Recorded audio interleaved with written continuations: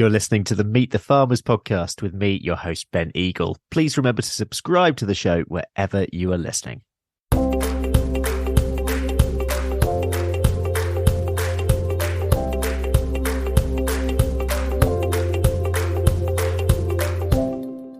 Hello, everyone. I hope that you're all well, and welcome to this third and final episode of this mini-series that I'm producing in partnership with the Forestry Commission about trees on farms. And once again, John is with us. I'm joined by my co-host for this series, John Burgess, who is a local partnership advisor and woodland resilience officer with the Forestry Commission. And today we're talking about agroforestry and how trees can be used effectively in a regenerative farming system. So, John, your starter for 10. Agroforestry is quite a broad term, and it's probably fairly well known as a term by listeners to the podcast. But how are we defining agroforestry today? What are we talking about? Hi, Ben. Yeah, thanks for inviting me back for this final one. Forestry and woodland generally means an area of trees with a closed canopy above a certain size, so not just an overgrown hedgerow. That closed canopy shades out the stuff below it, and it prevents the crops and grass from getting the sunlight. So the whole area will flip to having a woodland ecology, which is great if you want a woodland, but not desirable if you are trying to grow those crops. However, a more dispersed tree placement breaks up the canopy and lets the light down into those crops and the grass so that can grow, and traditional farming activity can still take place between the trees. And that's what we mean by agroforestry in general. It's a mixture of agriculture and forestry. Or as someone once very wittily said, it's like forestry, but with more agro. Absolutely. We're joined by a couple of guests today to tell us about their businesses and hopefully inspire some of our farmer listeners. John, do you want to introduce them? Well, first up, we have David Brass, who is based up in Cumbria and runs the Lakes Free Range Egg Company, which works with around 50 family farms across the lakes to produce their eggs.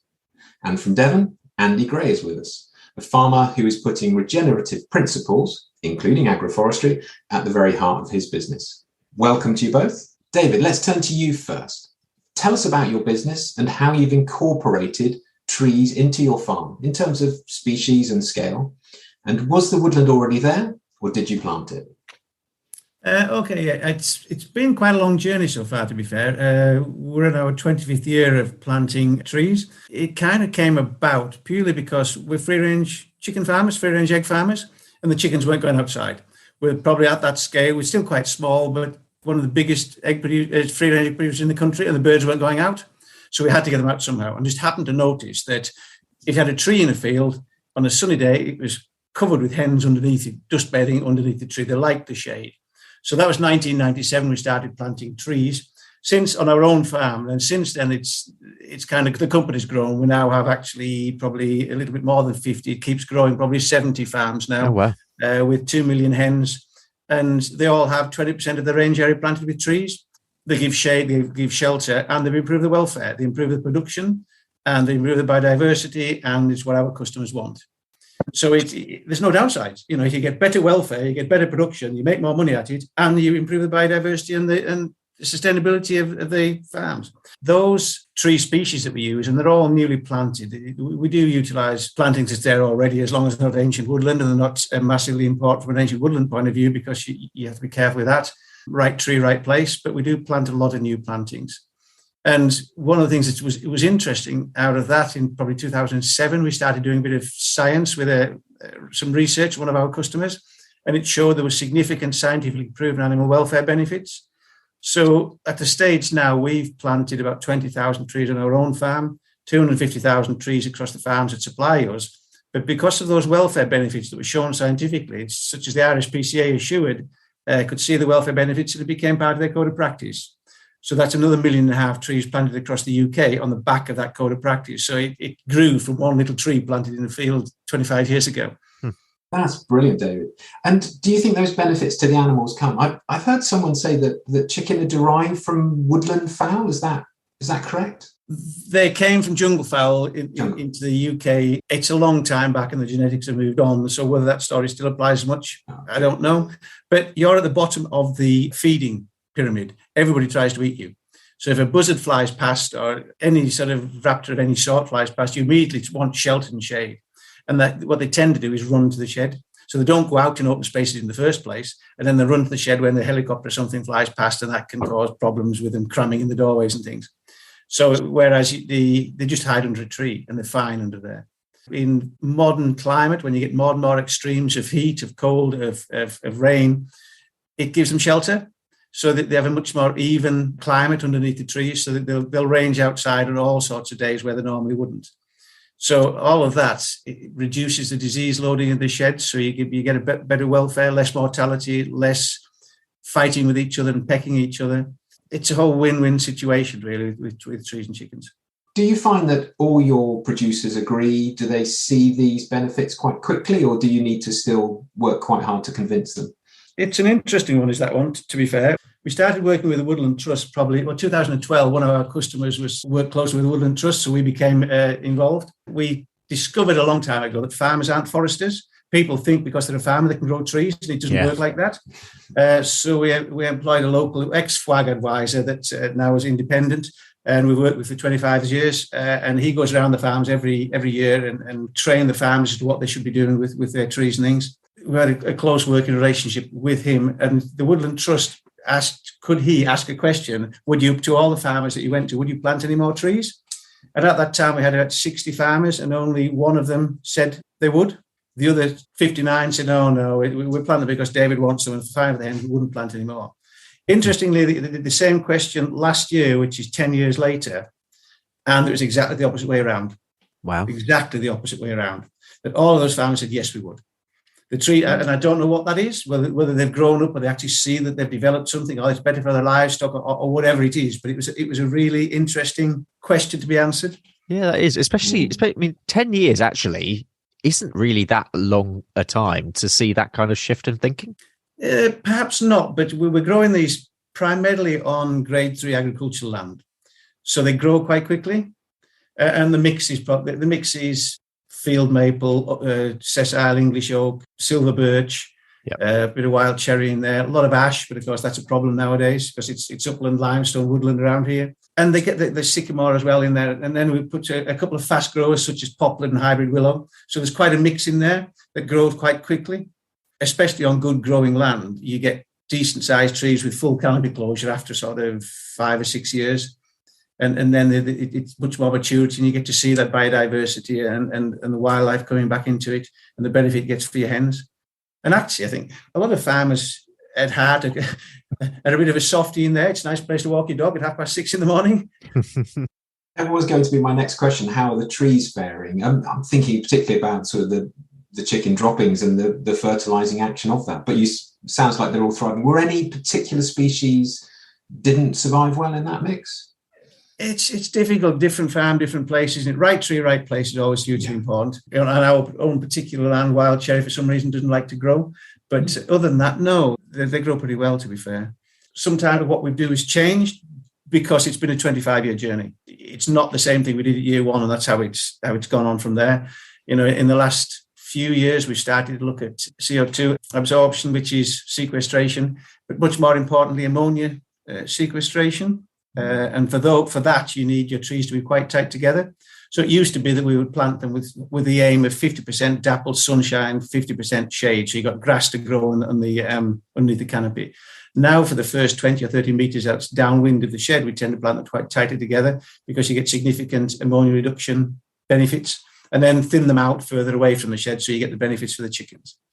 And how do you think your production model will still be using trees in another 10 or 20 years as the trees get bigger and continue to grow? The focus now is on sustainability and the things that trees are quite good at doing, like sequestering carbon and ammonia, and so that the redesign of the plantings we have now to take more advantage of that sort of opportunity from using trees, flood risk reduction, all of those sort of things that have been very much to the fore at the moment will be where we try to develop our trees, because we've kind of got it nailed at the moment for the animal welfare benefits, I think. Andy, let's bring you in here. Tell us a little bit about your farm in Devon and how the business has changed over time. I will, but I will just say it's very interesting listening to David because he's much further down this journey than we are in this sort of thing. So, and it fills me with optimism, really. So we've been arable farmers this land's been in arable for at least 55 years, 60 years. Pretty tough for the soil. There's Swedes, cereals, bit of maize, some potatoes, all very hard on our light, sandy loams. When I sort of took over the management, the soil was pretty well worked out and it slumped, and I realised we were losing a lot of soil in runoff every year. So every time it rained, really. So we didn't really have a particular plan. I just knew in my head that things weren't as they should be. We adopted Min-till. That produced a pretty well immediate response. But within 2 years, most of those problems had disappeared. And a bonus was that the 6 houses downstream from a smallish area of our lands just stopped flooding. So this really was the inspiration to get much more involved in regenerative ideas, not that they were called that back then. And we went into a bit of cover cropping and more manures and a bit of more bringing livestock onto the landscape, rotational lays. We ended up with the end of this journey with this silvo pasture trial that we're trying. Well, it's not the end, but it's the point we've got to now. Yeah, exactly. I mean, let's dig into a little bit into that trial. I mean, it involves 7 farms across Devon, and it's being funded by the Woodland Trust and Innovative Farmers. And really, the aim here is to test how silvo pasture can improve the environment and increase productivity. So, what did you want to get involved? Well, the other partners are the Farming and Wildlife Advisory Group and Rothamsted, and I got involved through them, basically. I've been interested in the silvo pasture side of things for a very long time, and my family are cider makers, and as a consequence, we've always had apple trees in orchards, surrounded by grass with lambs. So the interest was there from a point of view of all the different benefits. I've always been interested in agricultural innovation anyway. And also the climate change story, which is coming in now, we just cannot ignore. The research angle I find very, very interesting and I'm keen to be involved with. Yeah. And in terms of practicalities on the ground, how many trees were involved in the trial where you are? And also just tell us a little bit about getting other people involved as well. So we've planted about 9,000 trees on 26 acres. That's just our part of the silvo pasture trial. I think the whole thing is about 50,000 between the 7 farms. I, as ever, didn't really think it through, and my 9,000 trees turned up, and I didn't have anybody here to plant them. So I put the word out to the locality, and at the end of COVID, there was a good queue of people who wanted to. So I had about 60 volunteers who turned up, and those 60 volunteers got them in the ground pretty quickly. And the interesting thing is, if you've got 60 people from the locality who want to plant trees, it does tell you that they're probably going to emotionally buy into the products that you're going to produce from those trees. So, Andy, what species did you choose? And I know that there was some interesting design about the planting as well. Could you just tell us a bit more about that? So there was 2 whys as to why, because different species are providing different services. So we planted standard trees to provide shelter and shade, and we want them to grow up into full height, full canopy trees. For those, we've chosen oak, Scots, pine, downy birch, alder, walnut, chestnut, and field maple. And then the second why for why we planted trees is to provide food for the cattle and sheep, and probably my deer as well. And there we planted spindle, holly, hazel, willow, elm, elder, and hawthorn. The hawthorn have also been planted around the base of the standards to stop cattle rubbing on them and to stop the bark stripping behaviour. So they're all there providing service, but just slightly different services. I've heard the feed that's provided by the shrubs is actually really quite desirable and quite healthy for the animals when compared to grass. Yeah, I mean, it's funny, if you put livestock in the field, and all farmers will notice that the first thing they do is go and eat the hedge, and then when they got bored of eating the hedge, they go and eat the grass. So there must be something in it, because they're not, they've evolved to do these things. So you've got the benefits of the tannins, and they can suppress intestinal parasites. So there's a degree of self-medication there. And then you've got the salicylic acids, which make livestock feel more comfortable and tends to allow them to eat more. And the tannins can also delay digestion, which can actually reduce methane production as well. So you've got that. And then livestock more comfortable in trees generally. And David has the same observation with chickens, but it's the same with sheep and cattle. There's a stress test for livestock, which is how their sort of avoidance distance when you walk up to a herd of cattle when they get up and move away. And in open pasture, it's about 14 meters. In silvo pasture, it's down to about 4 meters. They just are less stressed by having that sort of background of trees to draw back into. You can get better food conversion ratios through shade and shelter, because it's reducing the need for the body to maintain temperature, whether it's up or down. There's the likelihood of more beneficial insect predators, and so it goes on. The rubbing posts of pelage, people forget how important, from the point of view of self-regulation, but the hair is on animals. And if they've got something to rub on to keep it healthy, then that's a benefit. And I just think it also democratizes their life. They can choose whether they want to be in shade, shelter, out in the sun, or out in the wind to get the insects to be blown away, or whatever. So there's a myriad of benefits we can expect to see for the animals on our farms. Yeah, I mean, David, I wonder if you've got anything else to add on health and welfare. I'll be honest with you, I was quite happy listening to Andy there and thinking how eloquent he was at putting forward the benefits of trees. I thought that was really interesting. Yeah. Yes, it's very similar with chickens, really, just a smaller animal. It gets them more of them range. If more of them range, there's less in the shed, you get less density of livestock, so you get less disease, less antibiotic usage. I think you also de-stress the animals because they're going and exhibiting more of the natural behaviours. So although it's a more stressful environment because it rains and cold and windy and things outside, under trees, they're much more comfortable. So it really fits what they want from their lifestyle. And again, it allows them to exhibit their own lifestyle as opposed to you forcing a lifestyle on them. It's hugely important. We do a lot of work on stressing animals and de-stressing animals and how that affects your production and your welfare. And it's a significant. Andy, I'm interested in how you see the agroforestry fitting within your wider business. I know this is quite a lot of farmers who sort of are maybe thinking about how to use agroforestry, have this conversation with me, but it's fitting in with both the way you farm, but also the way you make decisions in the future and how agroforestry fits into that decision-making process.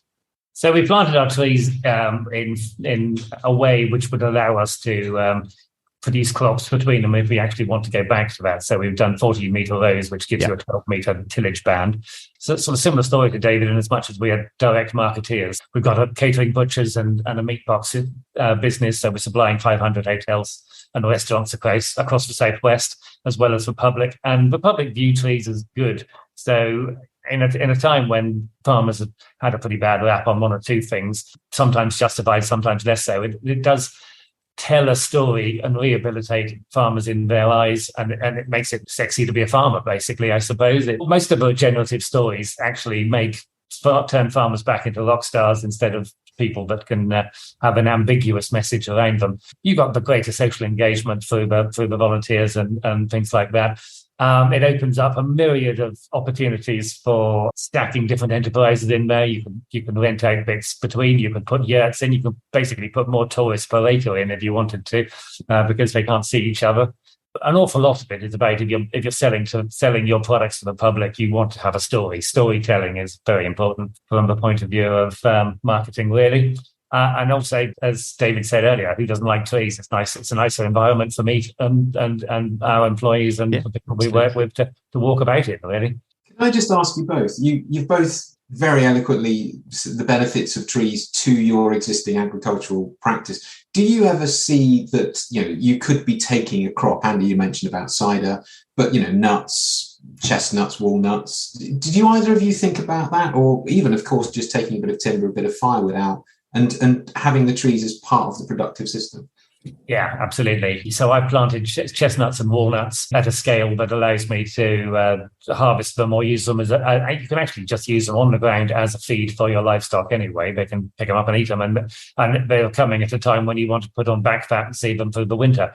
With our catering business, we could put in an oil press and press walnut oil and sell that to our customers. When you've got an existing customer base, then that's always fair to be exploited. I'm sure David's got more things to say. Yeah, we have a slightly different approach, as we're all different, aren't we? In our case, it's very much that the welfare improvements make more money. So we get significant, better production, and that makes our farmers more money. So it means you have a sustainable process that makes you money rather than costs you money. So it's a good place to be. And the agroforestry angle of it isn't as important. We have one or two of our suppliers that do have things like apple orchards, but it becomes marginal whether that's worth the benefit of it. Yeah, and I'd agree with David that the big driver is the animal welfare, health, and all the surrounding benefits that it brings to your livestock. That's your real win. But when you start listing all the other benefits, I think I got to 26 good reasons why you do it. But the really only 26, Andy. Well, it might have been more, but there's so many other benefits on top of it, which is, and all of them actually are adding tremendous value to what you're doing. But you don't think about it till you try it, or you really, really, really engage in it. But a classic example. The Lindsay Wistons at the Organic Research Centre worked out that we all know that we eat to stay still, but she worked out that how much more livestock have to eat in a windy place when they're wet. And it's, you're talking about 20%, 25% more food just to stand still. So giving livestock cover from extreme temperatures, both hot and cold, will dramatically improve their food conversion ratio. So I'm always quite often you have farmers say, yeah, but we've got to produce food. We are producing food. This is the thing. We've got a more efficient system. We know that agroforestry does seem to fall awkwardly in the gap between farming and forestry and is not easily supported by the grant schemes. What do you think still need to do, and what would you like to see in the future in terms of support to achieve your future goals or help others achieve theirs? I think we have the golden opportunity at the moment with the changing of modern agricultural policy and the work towards English woodland creation through elms and things like the shelter belt initiatives. I'm on the working group for the shelter belt initiative that DEFRA is working up at the moment. And a lot of that would fit perfectly with these small scale plantings. They're not specifying shape of planting or planting density or a lot of the management criteria that you need for bigger schemes. So that's the sort of scheme that we need funding, if we can get the funding out of the Treasury, to encourage farmers going forward. A simple managed scheme that isn't audited every 5 minutes, that people, farmers on the ground can produce. Andy, any thoughts on that? Yeah, I do. We need to somehow develop systems which actually allow us to do these more complex and more difficult to measure. If they can't measure it, they won't pay for it. It's the basic government principle. We need proper recognition for the societal benefits that we can deliver in these systems.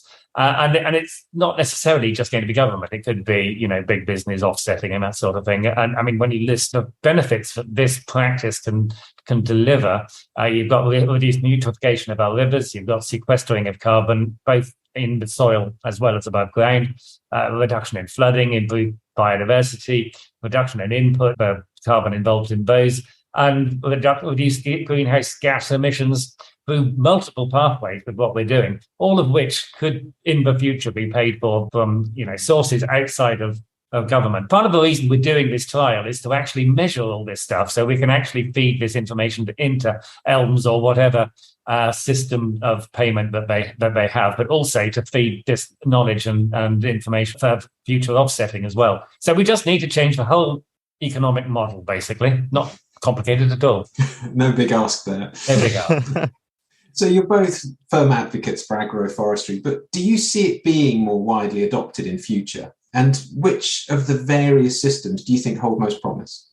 Yes, I do. And to follow on kind of where Andy was already coming from, to be fair, as far as flood risk reduction, as far as nitrates in water, all the things that farmers can be expected to do or could well be paid for doing, ammonia reduction, CO2 reduction, biodiversity increasing for housing developments that they now have to put in place.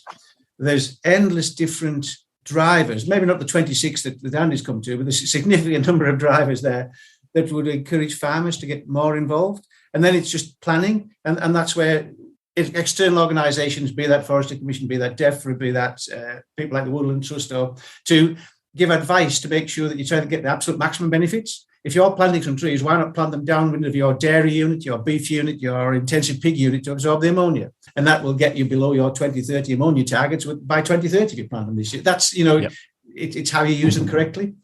I mean, agroforestry isn't a single opportunity, is it? It's a hugely complex set of opportunities, looking at a hugely complex set of problems that it potentially can solve. So, I mean, to get people to adopt it, the best place to start is looking at trying to work out problems you're trying to address or the opportunities you're trying to exploit. And that so much depends on your regional climate. If you're trying to do extremes of heat and wind, it depends on your soil types. It depends on your previous cultural history. It depends on your market surrounding you. It might be just want to hide your buildings and tick a few boxes. It might be that you feel that having a walnut plantation is the future.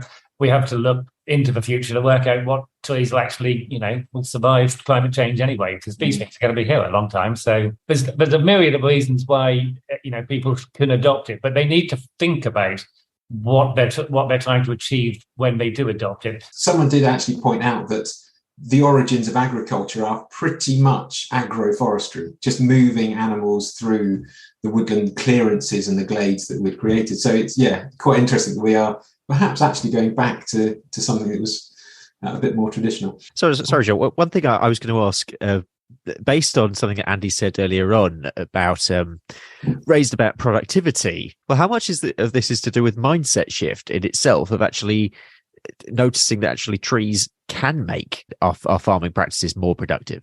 I think there's a lot of that as well. I mean, mindset is a huge part of it. And sometimes mindset changes when different sorts of technology comes along. So I'm going to trial these no fence collars to see if I can put my livestock in early and actually stop them biting off the trees at an earlier stage. You look at robotics. Well, robotics will change our mindsets, because instead of having to have benefits of big fields to deal with huge tractors, which we only drive huge tractors because of the cost of labour. Well, if you've got a robot, the cost of labour shifts away from any cost to no cost at all, and small fields become, or strips between trees, actually is much less of a problem. So mindsets need to have more adaptable minds in all these things. And a lot of people just don't like complexity, and it is a complex system.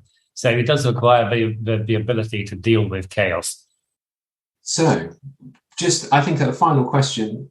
What would you each say to a farmer who hasn't yet adopted any agroforestry, but is interested and is keen to take the plunge and take that first step, but maybe doesn't know what is most effective?